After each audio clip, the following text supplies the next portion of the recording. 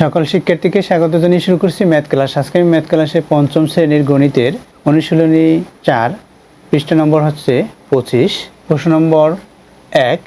এই 1 নম্বর প্রশ্নে 3টি অঙ্ক আছে। এই অঙ্ক 3টি কীভাবে করতে হয় তার ব্যাখ্যা দেব। তাহলে দেখো, এখানে প্রশ্নে দেওয়া আছে নম্বর 1, নিচের বাক্যগুলোকে গাণিতিক বাক্য প্রকাশ করো। গাণিতিক বাক্যে প্রকাশ করতে বলছে এবং খোলা বাক্য ও গাণিতিক বাক্য শনাক্ত করো। অর্থাৎ বাক্যটি খোলা বাক্য না গাণিতিক বাক্য অর্থাৎ বন্ধ বাক্য, সেটা আমরা শনাক্ত করব, অর্থাৎ চিহ্নিত করব কোনটা কোন ধরনের বাক্য। তাহলে দেখো, এখানে নম্বর 1-এ দেওয়া আছে কি সেটার দিকে তাকাও। এখানে দেওয়া আছে 9-কে অর্থাৎ 9 সংখ্যাটিকে 7 দ্বারা গুণ করলে গুণফল 80 হয়। দেখো, 9 সংখ্যাটিকে 7 দ্বারা গুণ করব, এটা হচ্ছে গাণিতিক বাক্য। 9 সংখ্যাকে 7 দ্বারা গুণ করব, গুণফল কত হবে? 80 হবে। দেখো, এই 9-এর গুণের নামতা 7 পর্যন্ত পড়লে আমরা গুণফল পাবো কত? 63। বা 7-এর গুণের নামতা 9 পর্যন্ত পড়তে হবে, যে কোনো একটি করতে হবে। হয় 9-এর গুণের নামতা 7 পর্যন্ত অথবা 7-এর গুণের নামতা 9 পর্যন্ত পড়লে 63 পাবো। এখানে গুণফল 80 দেওয়া আছে, সুতরাং এটি সত্য নয়, সেটা আমরা বুঝতে পেরেছি। কিন্তু বাক্যটা কি গাণিতিক বাক্য নাকি?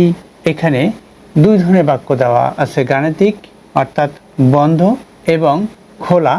যে বাক্যটা এখানে আমাদের প্রকাশ করতে পারে খোলা বাক্যে এবং গাণিতিক বাক্যে। খোলা বাক্য নাকি গাণিতিক বাক্য, এটা গণিতের সংখ্যায় বা অঙ্কগুলো বা সংখ্যাগুলো, যেমন এটা 2 অঙ্ক বিশিষ্ট, একটি অঙ্ক একটি অঙ্ক।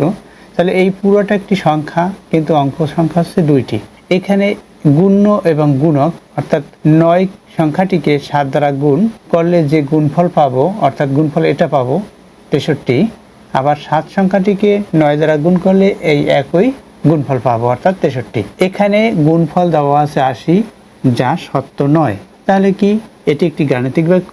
যা, কারণ আবার এটি সত্য নয়। গাণিতিক বাক্য গণিতের ভাষায়, অর্থাৎ বাক্যটি আমরা গাণিতিক বাক্য কখন বলা যাবে এবং কখন বলা যাবে না সেটা দেখো। প্রথমে আমরা জানি খোলা বাক্য, যার সত্য মিথ্যা নির্ণয় করা যায় না সেটা খোলা বাক্য।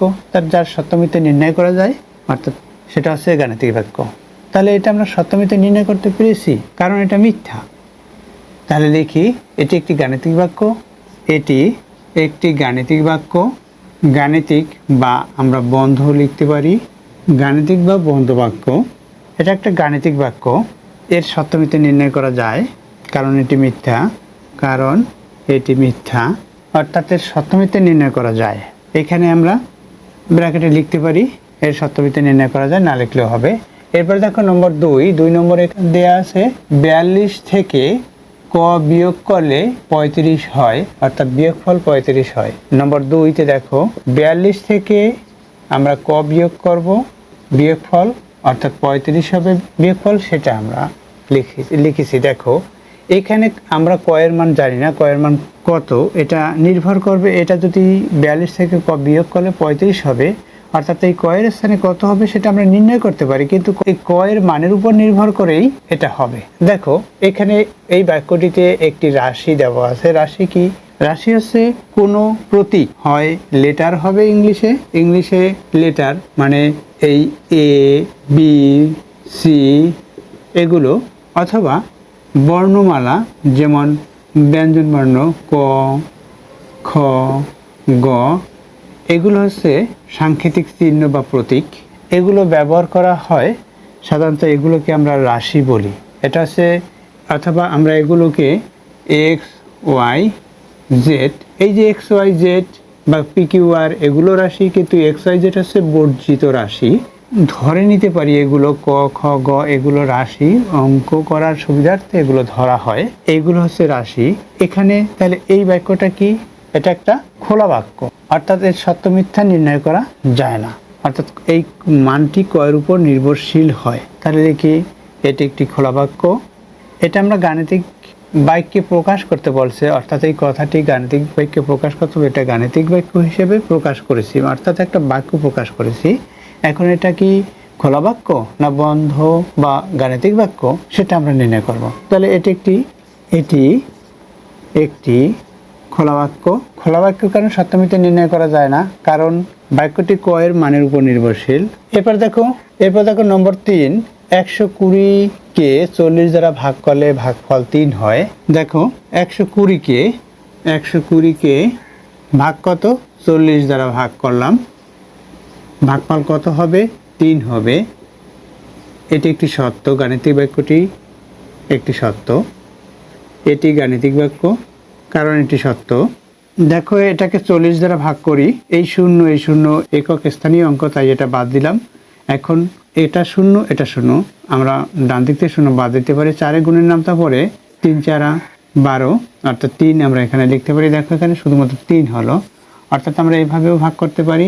এই 40 দিয়ে 120কে ভাগ করব, এভাবেও ভাগ করতে পারি। ভাগফল আমরা উপরে বা ডান দিকে লিখতে পারি। এখন মনে করি এখানে শূন্য নেই, তাহলে এখানে 4, এখানে 12, 4 গুণের নামতা পড়লে 3 4 12, এভাবে হয়।